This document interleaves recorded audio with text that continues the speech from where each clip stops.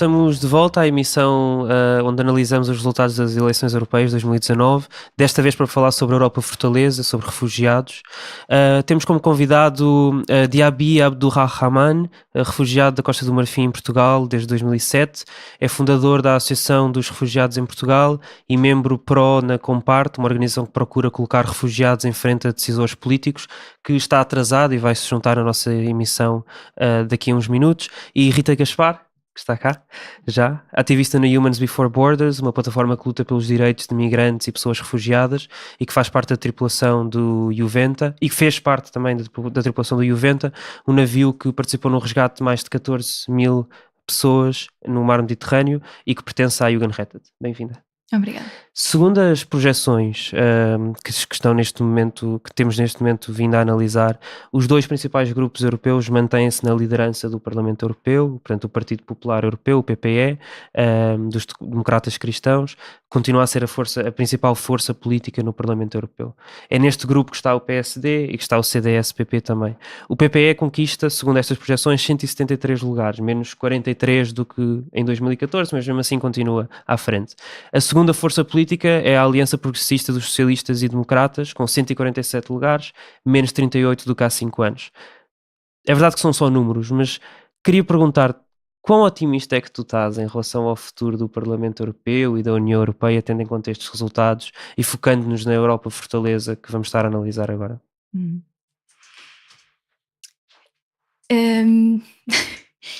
Achas que isso significa alguma mudança? Eu, olhando para o panorama, digamos, nos últimos anos, não estou muito otimista, mas na verdade, quer dizer, vi que, por exemplo, na Holanda as contagens começaram a tender para a esquerda. Cá também vemos uma subida, por exemplo, do PAN, uma descida do CDS, e isso, portanto, de certa maneira, está-me a fazer ficar um bocadinho mais otimista que há uma grande subida, por exemplo, dos verdes também, europeus. Apesar de também há uma subida da extrema-direita, também há uma subida dos verdes europeus. Exato, e eu espero que venha a balançar um bocadinho, embora, olhando para as vontades políticas dos últimos anos, isso não era uma coisa que me deixasse muito otimista até há pouco tempo. Uma notícia do Expresso de 19 de maio citava uma sondagem do Instituto Britânico YouGov, dizendo que os povos alemães e polacos são, estou a citar, os mais pró-europeus e os mais abertos à imigração. 70% dos inquiridos afirmaram que a União Europeia é boa para o seu país. O mesmo estudo apura também que há 64% na Hungria e 57% na Itália de pró-imigração. Segundo este mesmo estudo também, o tema que mais preocupa os eleitores europeus inquiridos é a imigração, 35%, seguida de alterações climáticas, segurança, desigualdade, mas imigração sendo o maior de longe. Que papel é que tiveram as questões relacionadas com refugiados e com a imigração nesta campanha? Eu acho que é um tema altamente fraturante neste momento. E que acho que, sinceramente, com a dimensão que tem, devia ter sido mais falado, pelo menos em Portugal, digo. Acho que os partidos... A verdade é que quase não se falou sobre imigração. Acho que os partidos portugueses não se pronunciaram o suficiente. Mesmo nos debates televisivos, onde tiveram os maiores partidos, quase não se falou sobre imigração e refugiados. Não é?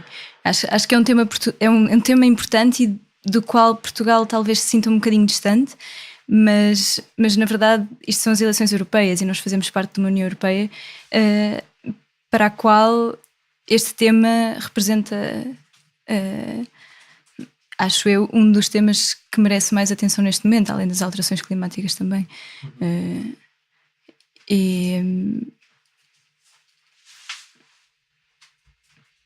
Mas a verdade é que, se formos a olhar para as notícias e se compararmos as notícias em relação, por exemplo, a refugiados com há uns anos, e as notícias que faziam destaques nos jornais e nas televisões há uns anos, parece que isto saiu das notícias, não é? O problema foi resolvido, o problema deixou de existir, o problema de refugiados? Acho que não deixou de existir de todo. De facto, perdeu atenção, e acho que isso também é uma coisa pela qual nós na Humans Before Borders tentamos lutar, por pôr este assunto, continuar a pô-lo na mesa e continuar a fazer ver que isto que o problema não está resolvido e continuam milhares de pessoas a morrer no Mediterrâneo. Embora... Só este ano já morreram mais de 500 pessoas, segundo os dados da ONU, bem, que se saiba, não é? Porque muitas das pessoas podem ter morrido sem sequer alguém ter avistado. Uhum. Sim, eu acho que temos os dados do ano passado em que, embora os números de mortes sejam mais baixos do que anteriormente, percentualmente representam 6 mortes por dia, e acho que isto não pode ser ignorado, e tem sido desenvolvido este discurso que divide completamente, por exemplo, em Itália, que estavas a dizer há bocado, e acho que temos os eleitores completamente divididos entre o pró-migração ou contra. Mas achas que este tema, por exemplo, o tema de refugiados e de migrações, é mais falado em países como a Itália e a Grécia do que é, por exemplo, em Portugal, exatamente pela proximidade que existe em relação ao problema?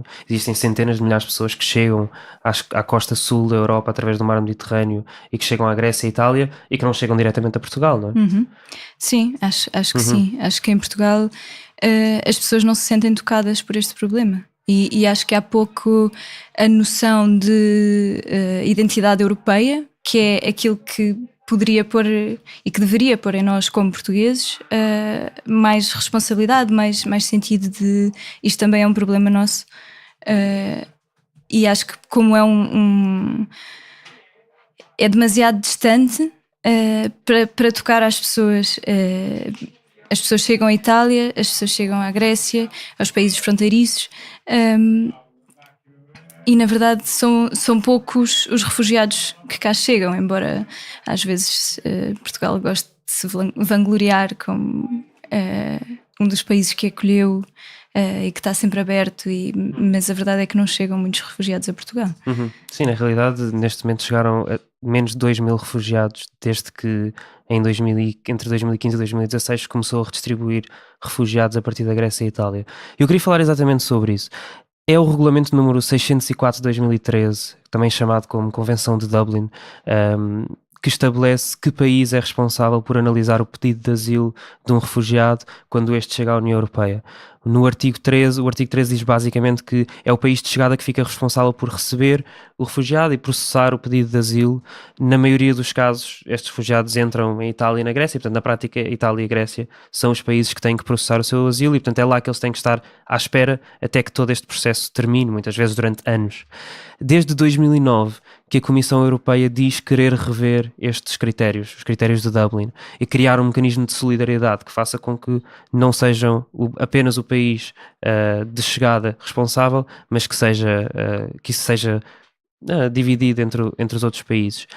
Mas desde essa altura também, portanto, na realidade, se nós formos ver que há 4 anos a Comissão Europeia propôs uma legislação que o Parlamento depois votou em 2017 para fazer exatamente isso, portanto dividir, acabar com os critérios de Dublin como eles existem e, portanto, adicionar um mecanismo de solidariedade dentro da União Europeia. Desde essa altura, portanto há 4 anos, que se está à espera que o Conselho da União Europeia, que é composto pelos ministros dos governos de cada país, dependendo da matéria que se está a falar, chega a um consenso e, portanto, chega aprova a sua posição.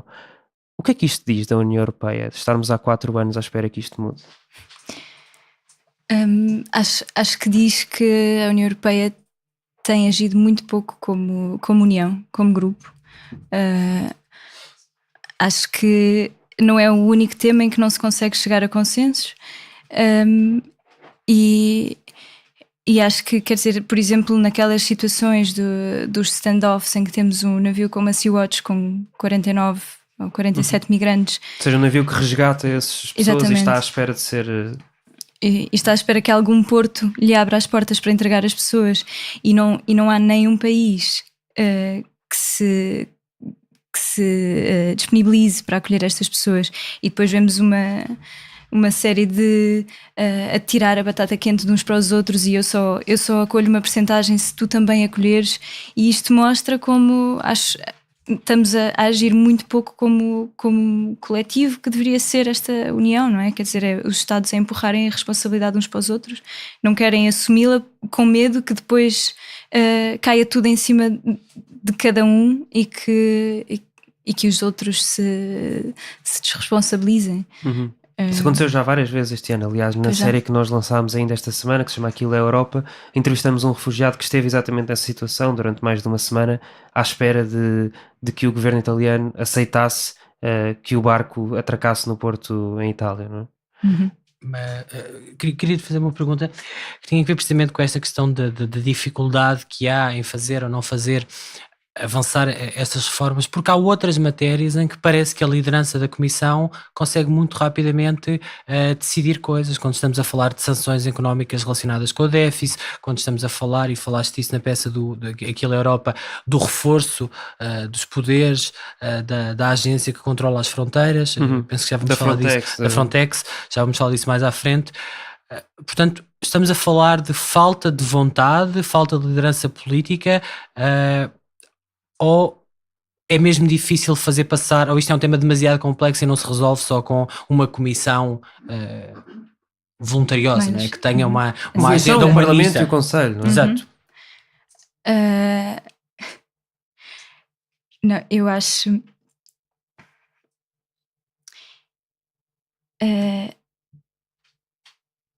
acho que...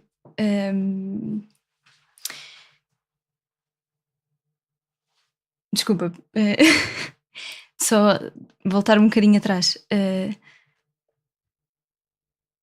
A pergunta era perceber se era só porque o tema é muito complexo e é por isso que é difícil fazê-lo avançar, como há outros tantos temas complexos que avançam rapidamente, ou se há uma falta de liderança da Comissão, neste caso, em tentar avançar esta matéria, acordando com o Parlamento, porque no Parlamento, que é a votação que hoje estamos a fazer, na verdade até há algumas legislativas e há interesse dos eurodeputados em fazer avançar reformas, mas que depois, aparentemente, ou os chefes de Estado, ou melhor, os chefes de governo ou a Comissão não conseguem juntar-se esses três órgãos para tornar isso uma realidade efetiva, não é? Eu acho que é um tema de facto complexo, mas sinceramente acho que há falta de vontade política, porque isto não é um tema... Não é um problema recente, é um problema que já se vem arrastando há muitos anos e, portanto, já teríamos tido mais do que tempo de juntar uma série de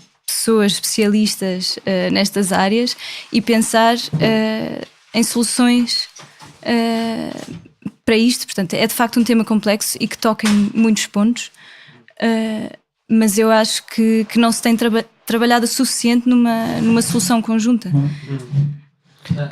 Entretanto, o Diaby chegou. Boa noite. Desculpa pelo atraso. Não, faz mal. Muito bem-vindo. Só que estou a jogar o bom papel de um pai, mãe, que a mãe do meu filho viajou, então tenho que tomar conta dele. Não faz mal. Desculpa. Muito bem-vindo. Nós estávamos exatamente a falar, e se calhar trago-te agora a conversa em relação a este assunto. Estávamos a falar sobre o facto de, desde 2009, que a Comissão Europeia diz até que já quer mudar os critérios de Dublin, que dizem qual é que é o país que é responsável por acolher um refugiado e até, na prática, processar o pedido de asilo desse requerente de asilo.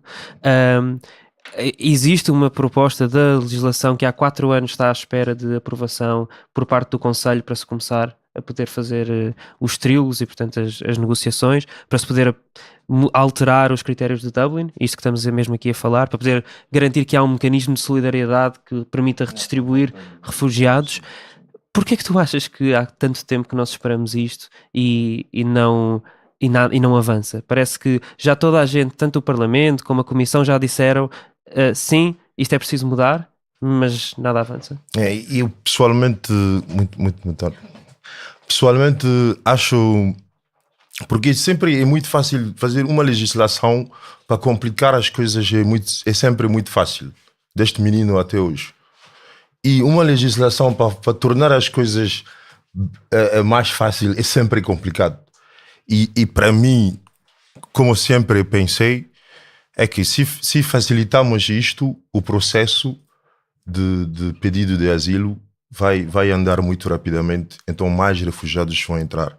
Se estás a ver que os números que foram prometidos ainda não foram atingidos, é por esta mesma legislação. Então, uma vez que está feito, em 2 dias talvez vamos fazer entrar 2.000 pessoas. Então, para bloquear isto, que a Europa está a jogar este jogo. Achas que é propositado? Então? É propositado, porque sempre foi tudo propositado, não achas? Sempre foi tudo bem organizado dessa forma.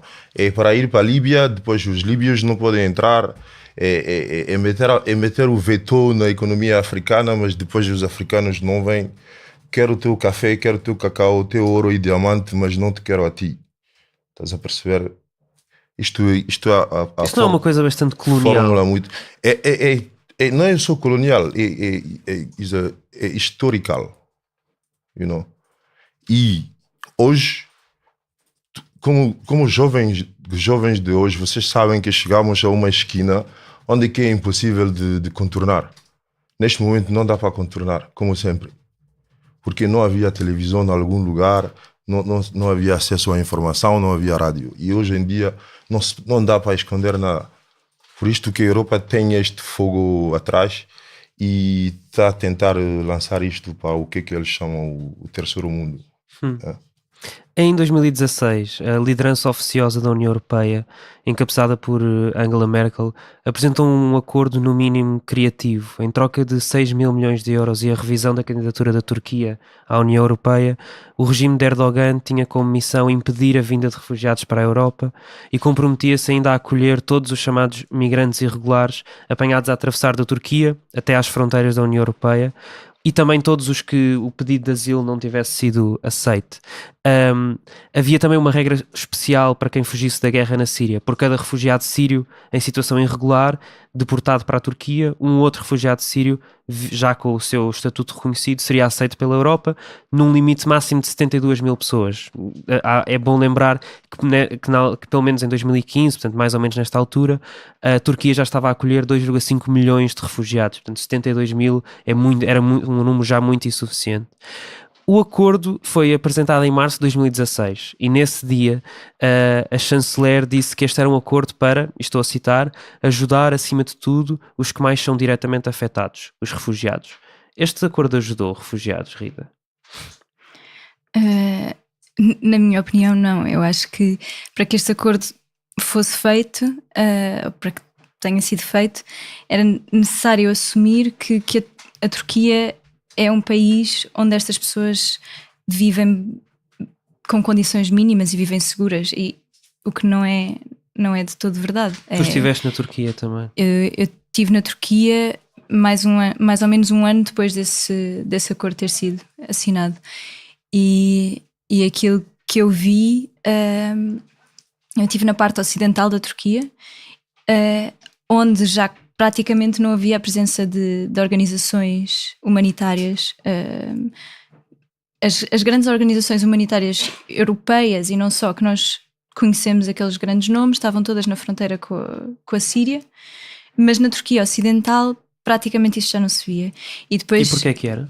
Eu fui percebendo, porque eu quando fui para a Turquia, na verdade, fui para lá um bocadinho porque queria perceber o que é que se passava, porque não conseguia encontrar informação sobre isto, e fui percebendo que de facto estas organizações foram sendo silenciadas e expulsas, e o trabalho que faziam foram sendo retiradas dali, como se não houvesse necessidade de ajuda ali. O que aconteceu é que as pessoas que provavelmente antes do acordo ter sido assinado se moviam da fronteira na parte oriental para tentar chegar à Europa, ficaram retidas, e o que acontece é que surgiram muitos campos não oficiais, ou seja, não há qualquer ajuda humanitária à volta das grandes cidades, ou seja, são aquelas pessoas que não conseguiram de facto integrar-se na cidade. Na cidade há de facto refugiados, mas também vivem em bairros muito segregados, mas há campos não oficiais onde as pessoas vivem mesmo sem qualquer condição mínima. Muitos deles não têm acesso à água potável. As pessoas juntam-se e montam tendas num descampado e ali ficam, e não há qualquer apoio. eu consegui juntar-me a uma organização turca que estava pequenina, a dar apoio a estes campos, e o que nós fazíamos era ir distribuir itens de higiene, comida para bebés, e tentar dar o mínimo de apoio educativo, digamos, às crianças que vivem ali, que não têm acesso à educação e não têm acesso ou seja, e isto comparando com as condições dos campos na Grécia, que de facto, por exemplo, o campo de Mória diz-se ser um dos piores campos em que não há condições nenhumas, e isto é verdade, mas a verdade é que são campos onde há organizações humanitárias a trabalhar, e portanto há um mínimo assegurado, ou há um mínimo ao alcance de... Não quer dizer que depois as coisas funcionem, mas na Turquia não há, simplesmente. Não há sequer olhos a olhar para ver o que é que está a acontecer lá. Exato. Tu estavas a falar sobre isto, Diaby. Em fevereiro de 2017, a Itália e a União Europeia decidiram fazer um outsourcing da missão de resgate à Guarda Costeira Líbia, ou à chamada Guarda Costeira Líbia, visto que há um problema político gigante na Líbia por resolver, entregando-lhe barcos, dando treino, outro tipo de assistências para patrulhar o mar e garantir que refugiados e chamados migrantes irregulares que tentavam chegar à Europa eram impedidos de fazer. Portanto, na prática, a mesma ideia que guiou o acordo que foi assinado com a Turquia. Nenhum destes acordos, é importante dizer, foi votado pelo Parlamento Europeu, até porque, aliás, a União Europeia não lhe chama acordos, chama-lhe declarações. Parece que se está a replicar isto por outros países, exatamente com a mesma ideia, que parece ser esta de que nós não queremos que refugiados sequer tentem chegar à Europa, e portanto fiquem nos sítios a sofrer o inferno de que eles tentam fugir, não é? E o pior é, podemos também recusar no nome dos direitos humanos. O pior é isto. O que é que quer dizer com isso? Há um direito humano que dá direito a estas pessoas para buscar proteção, para buscar segurança. Então, a Europa consegue, quando quer, dizer que não vai respeitar aquilo e pode criar qualquer declaração para assaltar. Mas um outro país não pode. Porque o Gaddafi vai embora por ditadura, não é? Porque não tem consciência da democracia. Agora vai democratas, mora o Gaddafi, e depois as pessoas não podem chegar aqui. E devem passar semanas nas praias de Espanha para entrar em Europa. Isto foi na minha presença, foi na tua presença, na presença de todo mundo. E ninguém falou. Por quê? Porque foi a Europa que fiz. Eu acho que o futuro da Europa é poder mudar um bocadinho este comportamento de democracia ditatorial. Uma democracia que está nos livros com os alunos para ler, mas depois, em facto, o que é que fazem é muito óbvio. E sobre a Turquia, não sabia que se vendia também o asilo a um outro país. Pareceu-me um filme. Temos 6 mil milhões de Turquia, e muito dinheiro vamos te dar, e guarda estas pessoas lá. Faz deles o que é que tu puder. E por que não querem que as organizações entrem lá para ir ver? Porque eles não querem que se saiba o que é que aconteceu àquelas pessoas que foram lá com estes 6 mil milhões. É isto, porque ao assunto, ao dentro do assunto é o baixo do assunto. E com os jovens temos que começar a buscar o dentro e o baixo.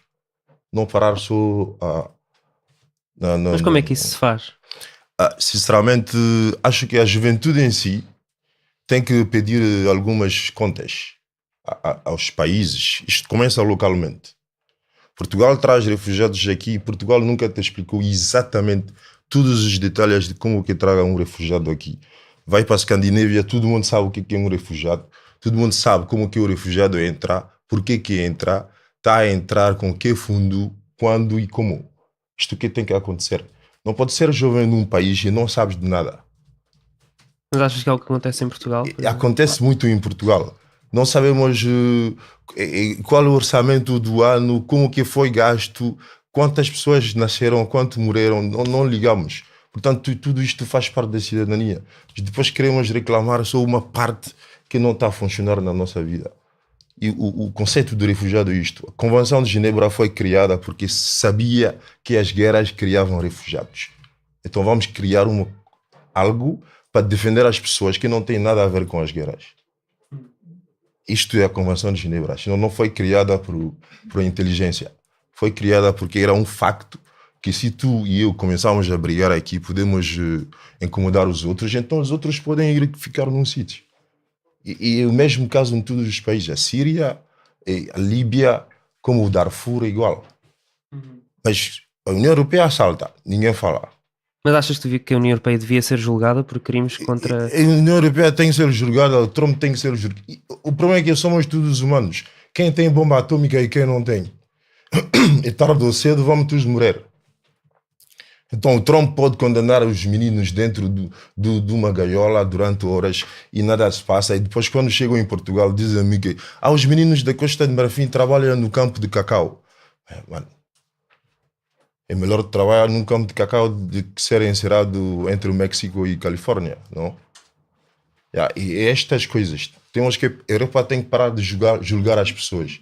Tem que olhar para si próprio. Para si próprio, não num como se diz? Not in the mirror. Não é no espelho.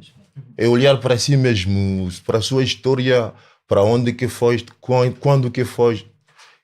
Quantas vezes apanhaste um barco e foste para a África? E quantas pessoas estiveram nos barcos para chegar por aqui? Então o problema não é barco, o problema não é africano, o problema não é tudo isto. É que foi criado um pequeno sítio que se chama um paraíso, que todo mundo busca, até o americano, para estar bem tem que vir em Europa.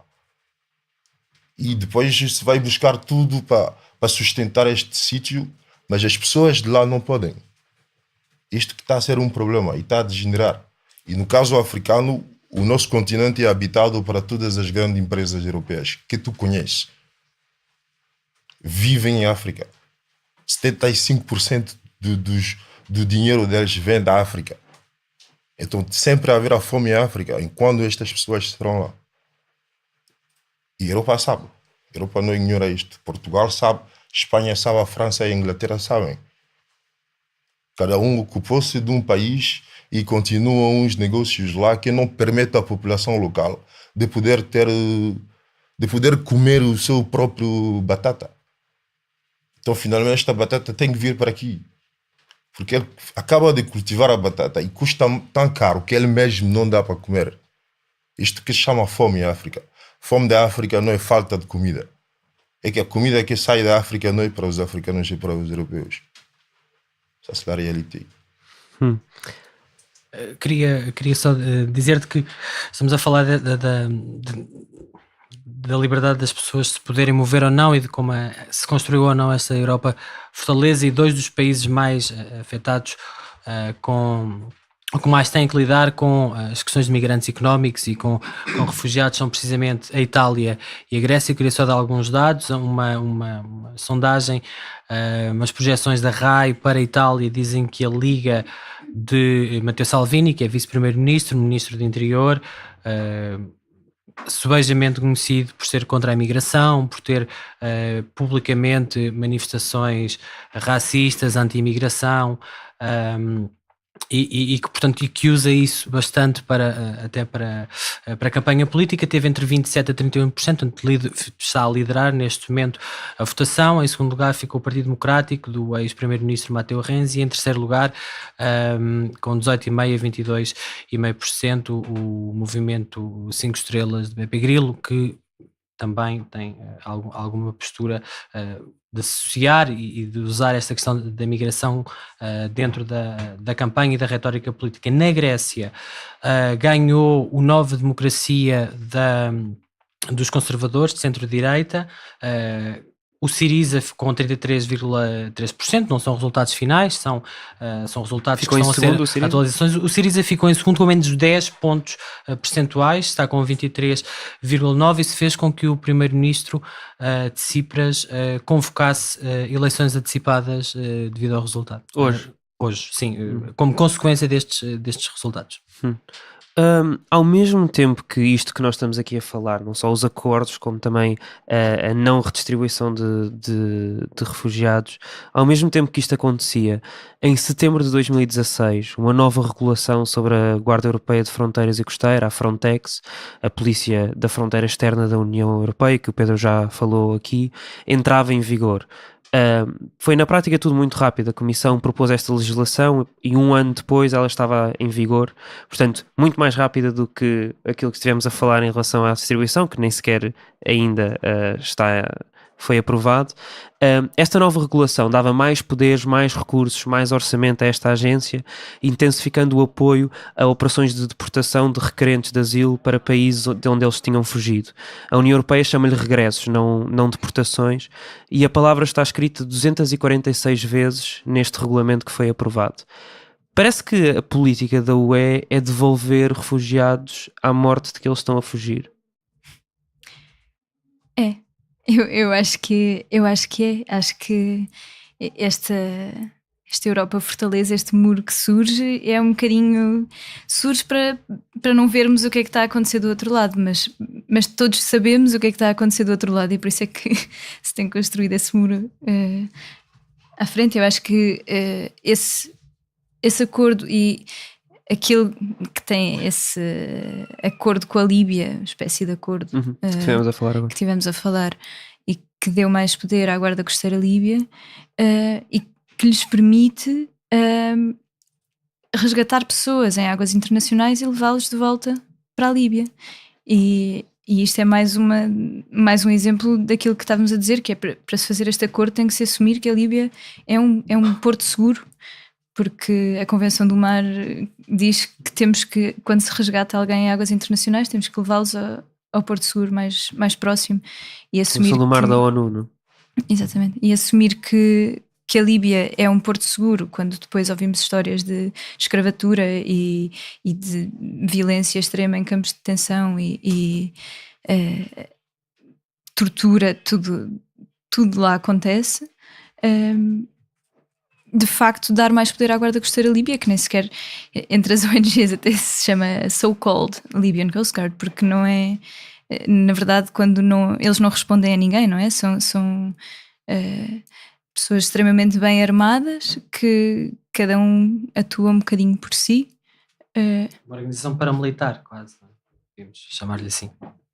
E portanto, quando se dá o poder a uma guarda costeira assim, é de facto, eu acho que é assumir que a Europa está a devolver as pessoas àquilo de onde elas fogem, não só na Líbia, mas como se bloqueamos a passagem na Líbia, também a todo o resto dos países de onde todas estas pessoas vêm, porque não vêm da Líbia. Yabi? Perdão. Fiquei um bocadinho a sonhar por aí. A Rita dizia que sim, que isto na prática é sim, voltar Deixa-me dar-te só uns números. Sim. Desde 2015, o número de trabalhadores da Frontex mais do que duplicou, de 309 em 2015 para 643 em 2018. O seu orçamento também, de 143 milhões de euros para 320 milhões de euros, e ao mesmo tempo que isto acontecia, o número de deportações por número de refugiados chegado à Europa aumentou drasticamente. Em 2015, no pico da crise humanitária de refugiados, em que chegaram cerca de 1 milhão de pessoas à Europa vindas do mar Mediterrâneo, a Frontex fez 3.576 deportações, ou regressos, uma a cada 288 pessoas. Em 2018, com apenas 141 mil refugiados, portanto muito menos do que tinha acontecido em 2015, fez o triplo das deportações, 13.729, portanto uma a cada 10 pessoas que chegaram à Europa. Como eu estava a explicar, que para a Europa neste momento, qualquer pessoa que faz uma proposta de evitar que os refugiados cheguem aqui, vais receber o mesmo orçamento e vais triplicar a sua empresa em uma semana. Porque para eles a única solução para sair desta crise é isto: é recusar aos direitos humanos ou fazer umas declarações e umas convenções muito rápidas e criar uma estrutura para bloquear o mar. Se podiam, metiam eletricidade dentro para ninguém entrar, só porque não podem fazer.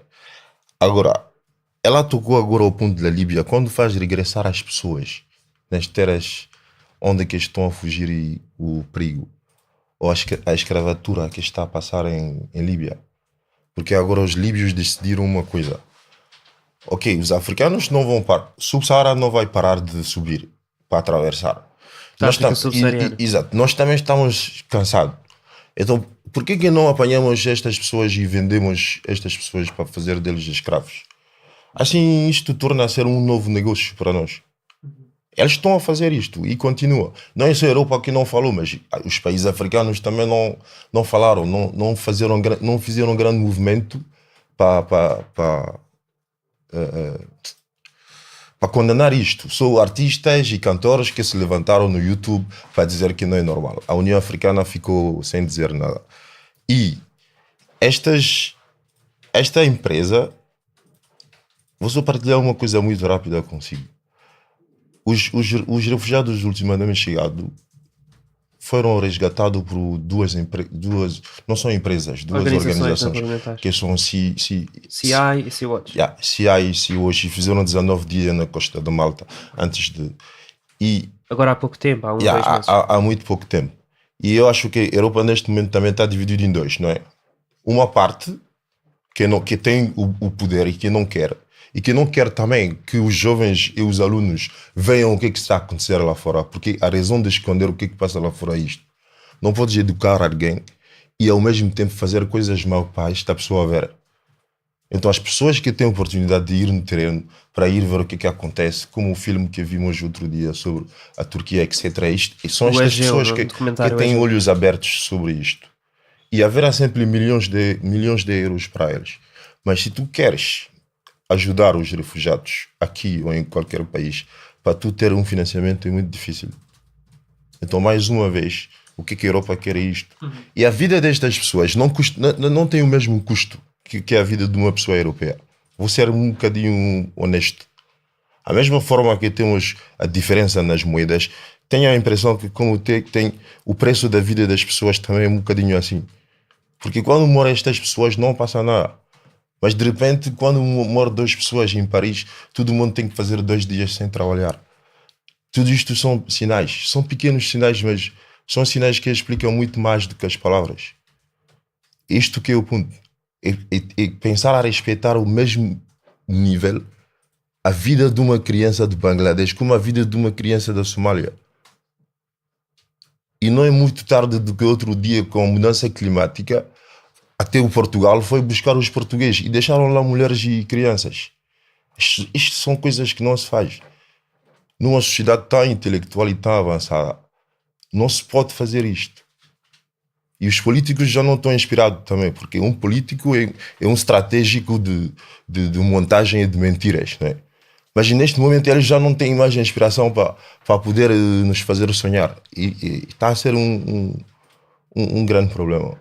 Mas a imigração, vamos deixar é melhor não pensar que um dia isto vai acabar. Para isto acabar, temos que equilibrar um bocadinho a qualidade da vida em todos os países. Na realidade, um relatório do Banco Mundial prevê que até 2050 mais de 143 milhões de pessoas sejam forçadas a migrar. Neste momento, migrantes climáticos não são considerados refugiados na União Europeia. Na União Europeia e a Convenção de Genebra, na realidade. São apenas considerados refugiadas pessoas que estejam a fugir de perseguição em virtude de raça, religião, nacionalidade, filiação em certo grupo social ou opiniões políticas.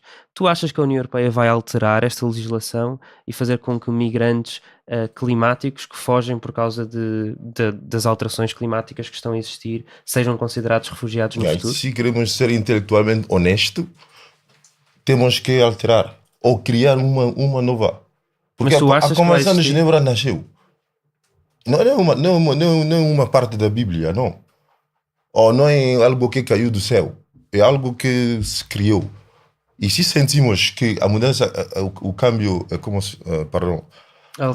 alteração climática, se constatamos como humanos, cientificamente provado e etc., então temos que conseguir pensar juridicamente que se deve adaptar algo para estas pessoas. Acho que não é uma questão que se devia colocar mesmo, se estamos a viver numa sociedade onde que pensamos um bocadinho aos outros, porque aconteceu Haiti, aconteceu Moçambique, e ninguém sabe quando o que vai acontecer. Eu moro numa escravide, nunca, não sei quando que o rio vai vir ter comigo. Então, de repente, temos que aceitar que criamos um problema neste mundo que está a criar efeito no nosso planeta e que em qualquer momento, em qualquer lugar do mundo pode acontecer alguma coisa. Então, vamos fazer uma previsão. E a previsão faz a diferença entre o homem e o animal. E nós estamos a fazer isto, e aqueles que têm este problema dizemos que não, minha Convenção de Genebra não vai te cobrir, Dublin não te cobre e nada te cobre. Significa que se não há uma convenção que te cobre, podes morrer na minha frente, não sou obrigado a te apoiar. Literalmente isto que significa. Se não há uma lei que diz que quando vê alguém deitado no bairro alto a sangrar, ajuda-lhe, tu podes me ver sem me ajudar. Isto que é assim que eu entendo isto. E também, juridicamente, em todos os países é explicado claramente que a não assistência a uma pessoa em perigo é um crime. Então, todos os dias se comete crime, mas depende de quem comete.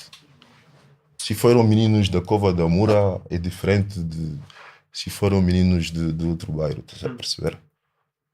Se for um menino que vende drogas aqui no bairro alto, vai fazer 2 anos dentro.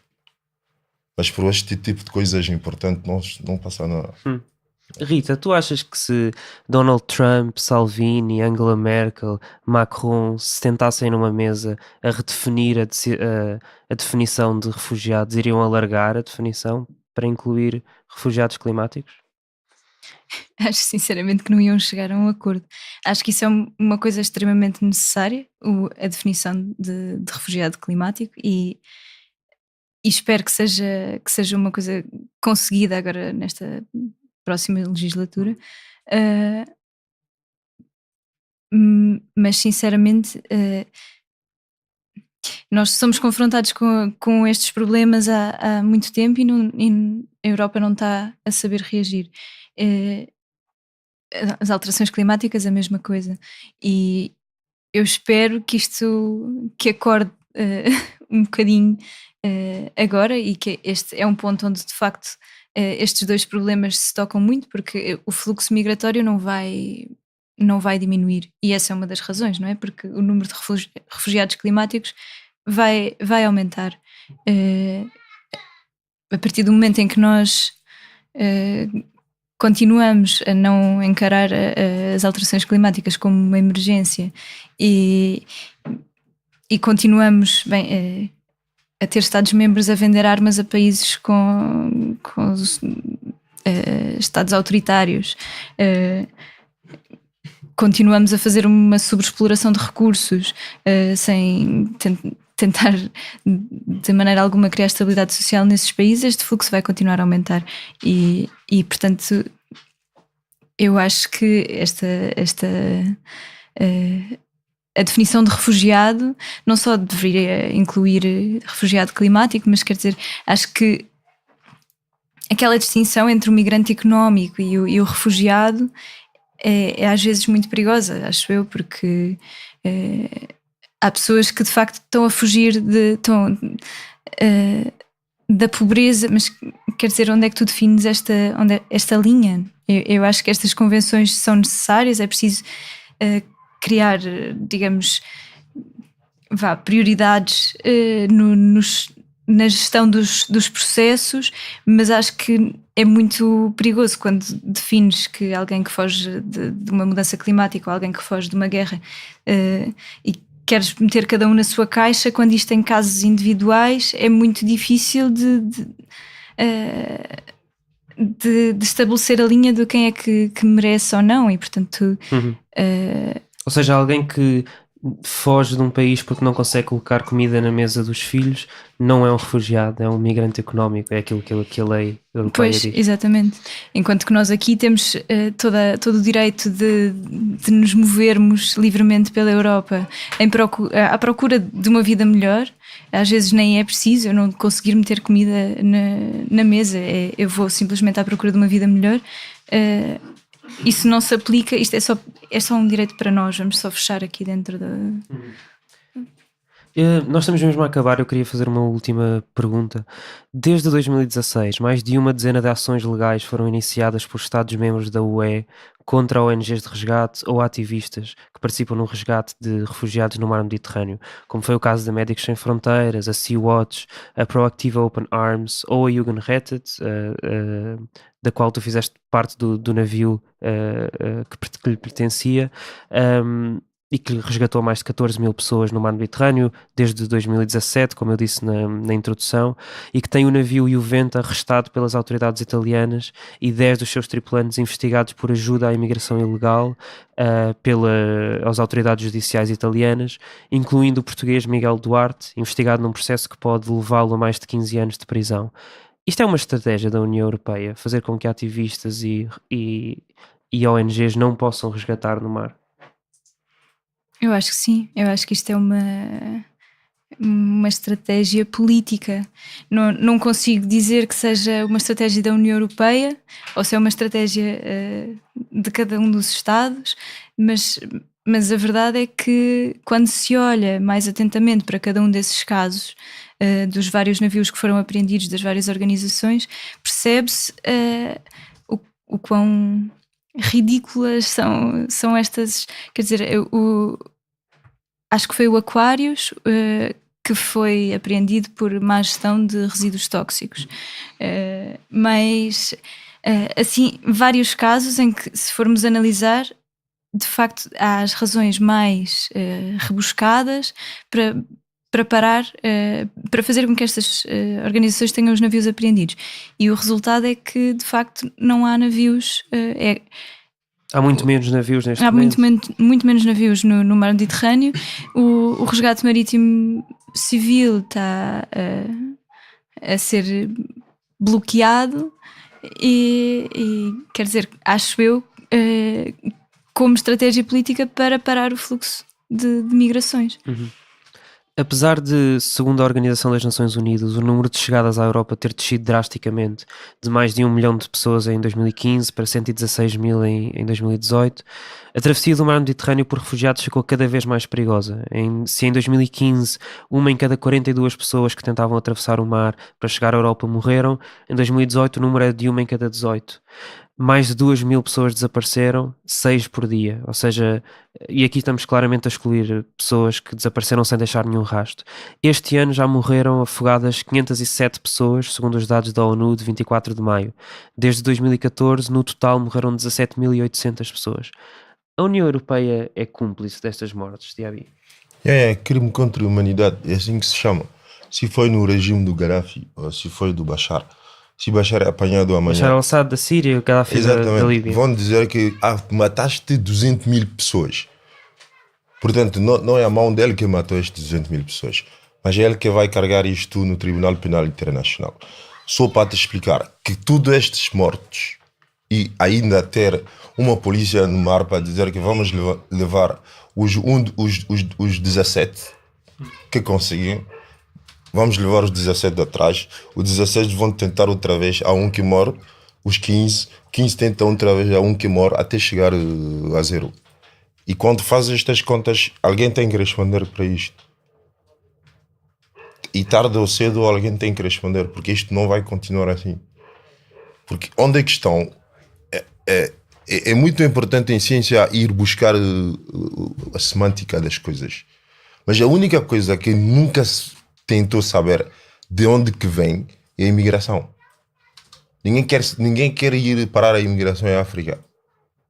Querem parar no mar. Não se pode parar a imigração no mar. A razão da imigração está nos países africanos, está nos negócios enterrados em África. Isto que se deve mudar. Em muitos casos está em guerras que foram feitas com armas que a União Europeia produziu. Sim, financiado. Ou que Estados-membros da União Europeia. Eu pensava que a Alemanha produzia bons carros, porque respeitavam a Alemanha muito. E quando cheguei à Alemanha numa formação de empreendedorismo, o senhor diz-me assim, vou-te dizer a verdade, nós somos o primeiro produtor de arma. Todo o dinheiro que nós temos vem da arma. O carro é o nosso terceiro produto.